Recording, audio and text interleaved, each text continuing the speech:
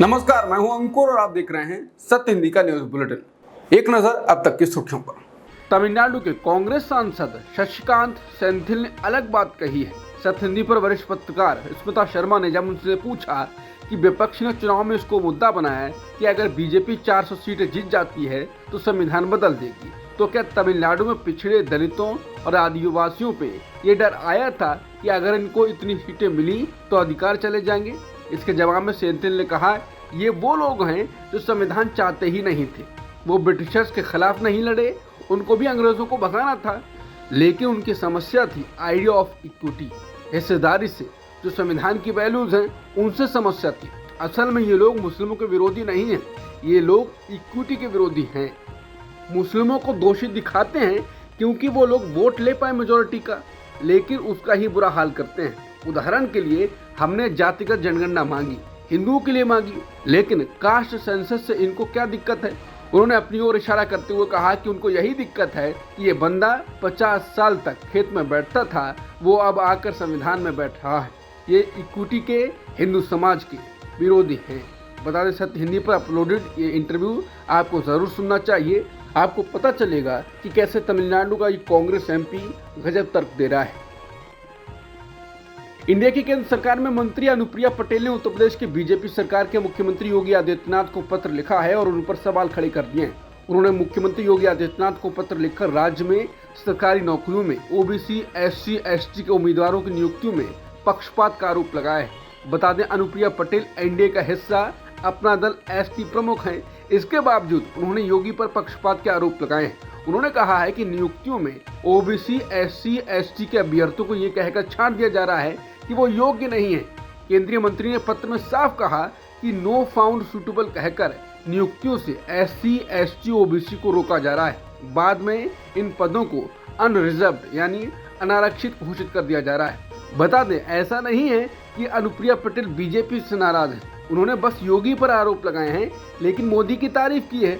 उन्होंने कहा कि पीएम मोदी के नेतृत्व में एनडीए सरकार ने छात्रों को उज्जवल भविष्य के लिए केंद्रीय विद्यालयों, नवोदय विद्यालयों, सैनिक स्कूलों और नीट की प्रवेश परीक्षा में पिछड़े वर्ग के छात्रों के लिए आरक्षण देने के लिए कदम उठाए हैं, लेकिन यूपी की व्यवस्था पर फौरन रोक लगानी चाहिए।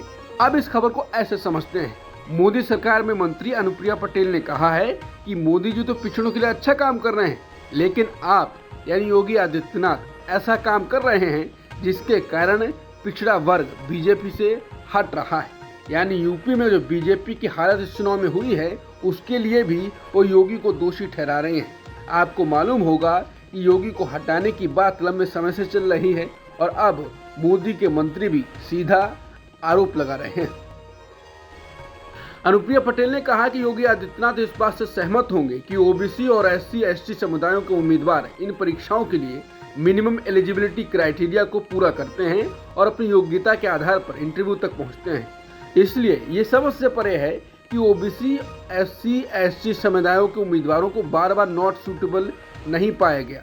उन्होंने कहा कि इन समुदायों के उम्मीदवारों के बीच उत्पन्न होने वाले गुस्से को रोकने के लिए प्रभावी कार्रवाई करके इसे रोका जाना चाहिए। उन्होंने कहा कि ओबीसी, एससी, एसटी समुदाय के उम्मीदवार मुझसे लगातार संपर्क कर रहे हैं। अनुप्रिया पटेल के योगी पर पक्षपात के आरोप लगाने के बाद उत्तर प्रदेश के एक वरिष्ठ भाजपा पदाधिकारी ने कहा कि ऐसे समय में जब भाजपा चुनावों में अपनी हार से उबरने की कोशिश कर रही है, मुख्य रूप से विपक्ष की उस चाल के कारण कि उसने पिछड़ों को ये समझा दिया था कि अगर बीजेपी को 400 सीटें मिलती हैं तो ये संविधान बदल देंगे। ऐसे समय में पार्टी के सहयोगी दल का ये पत्र बीजेपी को और नुकसान पहुंचा सकता है। हालांकि बीजेपी के कई लोग इसको छोटे दलों के द्वारा मसल पावर दिखाने के रूप में देख रहे हैं, जो ऐसे समय में प्रासंगिक बने रहना चाहते हैं जब वो लोकसभा चुनाव में केवल एक सीट जीत सके। इसके साथ ही आपको बता दें कि राज्य विधानसभा में अपना दल के 13 विधायक हैं। जब जेडीयू की राष्ट्रीय कार्यकारिणी की बैठक हुई, नीतीश कुमार ने ऐसे कई बड़े फैसले लिए जिसका भारत और बिहार की सियासत पर दूरगामी प्रभाव पड़ा। वैसे भी नीतीश कुमार चौंकाने वाले फैसलों के लिए ही जाने जाते हैं। यही कारण है कि सबकी नज़र आज यानी 29 जून को दिल्ली में होने वाली जेडीयू की राष्ट्रीय कार्यकारिणी की बैठक पर है। राष्ट्रीय अध्यक्ष होने के नाते खुद नीतीश कुमार इस बैठक की अध्यक्षता करेंगे। पार्टी के राष्ट्रीय महासचिव आफाक अहमद खान के मुताबिक दिल्ली में होने जा रही जेडीयू राष्ट्रीय कार्यकारिणी की बैठक बेहद ही अहम है। जेडीयू कोटे से बिहार सरकार में मंत्री विजय कुमार चौधरी ने कहा कि कार्यकारिणी की 2 दिवसीय बैठक दिल्ली में होनी है। उसमें देश के वर्तमान राजनीतिक परिदृश्य की समीक्षा होगी और आगामी 2025 विधानसभा चुनाव के मद्देनजर रणनीति बनाई जाएगी। वहीं मंत्री मदन साहनी ने कहा कि बैठक में जा रहा हूं। लोकसभा चुनाव के बाद ये पहली बैठक है। संगठन के लिहाज से ये बड़ी बैठक है जिसमें कुछ अहम निर्णय लिए जाएंगे। जेडीयू की कार्यकारिणी बैठक से पहले कहा जा रहा है कि नीतीश कुमार बड़ा फैसला ले सकते हैं। इसके चलते कुछ लोगों के दिमाग में बीजेपी की सीनियर नेता अश्विनी चौबे का वो बयान भी आता है जब उन्होंने हाल ही में कहा था कि 2025 के चुनाव में बीजेपी पूर्ण बहुमत से आए और नेतृत्व कौन करेगा ये केंद्रीय नेतृत्व तय करेगा। इसके बाद लोग कहने लगे कि नीतीश कुमार का एनडीए छोड़ने वाले हैं। हालांकि जेडीयू के मंत्री मदन साहनी ने इसको खारिज कर दिया और कहा कि अश्विनी चौबे ना तो अभी सांसद हैं ना ही मंत्री, वो कुछ भी बोल सकते हैं। उन्होंने कहा कि इसमें एनडीए निर्णय करेगा, किसी एक नेता के कहने से कुछ नहीं होता है। महाराष्ट्र में बीजेपी के लिए मुश्किल बढ़ रही है। लोकसभा चुनाव में बेहद खराब प्रदर्शन के बाद पार्टी ने विधानसभा चुनाव की तैयारियां अभी से शुरू कर दी हैं, लेकिन पार्टी में अजित पवार से गठबंधन को लेकर विरोधी सुर उठने लगे हैं। उधर अटकलें अजित पवार के एनसीपी में भी टूट की लग रही हैं। जनसत्ता की रिपोर्ट के मुताबिक बीजेपी के एक नेता ने खुलकर कहा कि बीजेपी को एनसीपी के साथ गठबंधन खत्म कर देना चाहिए और हमें उनकी जरूरत नहीं है। बताया जाता है कि बीजेपी की पुणे इकाई के जिला उपाध्यक्ष सुदर्शन चौधरी ने पार्टी की एक बैठक में कहा कि अगर आप पार्टी के काडर से सड़क पर उतरकर पूछेंगे तो वो साफ तौर पर कहेगा कि अजित पवार के साथ गठबंधन खत्म कर दिया जाना चाहिए। कई सालों तक हमने उनके खिलाफ चुनाव लड़ा है, आखिर हमें उनकी क्या जरूरत है। हम उन्हें चुनाव नहीं जिताना चाहते जिससे वो मंत्री बने और हमें आदेश दें। उन्होंने यहाँ तक कहा कि अजित पवार से हाथ मिलाने का मतलब है कि हम सत्ता में वापस नहीं आना चाहते। वहीं खबरों के मुताबिक एनसीपी में बड़ी टूट हो सकती है क्योंकि अजित पवार के गुट के कई विधायक शरद पवार गुट के साथ जाने को तैयार हैं और अब शरद पवार भी कह चुके हैं कि अजित गुट के नेताओं को पार्टी नेताओं से बात करने के बाद ले सकते हैं अगर उनसे हमें फायदा होगा। नेशनल टेस्टिंग एजेंसी यानी एनटीए ने विभिन्न परीक्षाओं के लिए नई एग्जाम तारीखों का ऐलान कर दिया है।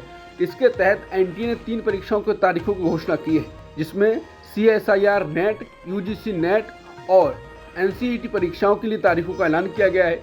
UGC नेट जिसे 18 जून को आयोजित होने के एक दिन बाद रद्द कर दिया गया, अब 21 अगस्त से 4 सितंबर तक आयोजित किया जाएगा। शिक्षा मंत्रालय को जानकारी मिलने के बाद परीक्षा को रद्द कर दिया गया था कि परीक्षा की शुचिता से समझौता किया गया। वहीं CSIR UGC नेट को एहतियाती उपाय के रूप में स्थगित कर दिया गया था, वो अब 25 जुलाई से 27 जुलाई तक आयोजित किया जाएगा। इसके साथ ही NCET की परीक्षा 10 जुलाई को कराई जाएगी। मशहूर बिजनेसमैन मुकेश अंबानी के घर RSS प्रमुख मोहन भागवत पहुंचे। मुकेश अंबानी के बेटे अनंत अंबानी पहले से ही मोहन भागवत का स्वागत करने के लिए गेट पर मौजूद थे और जैसे ही मोहन भागवत पहुंचे उन्होंने पैर छूकर आशीर्वाद लिया।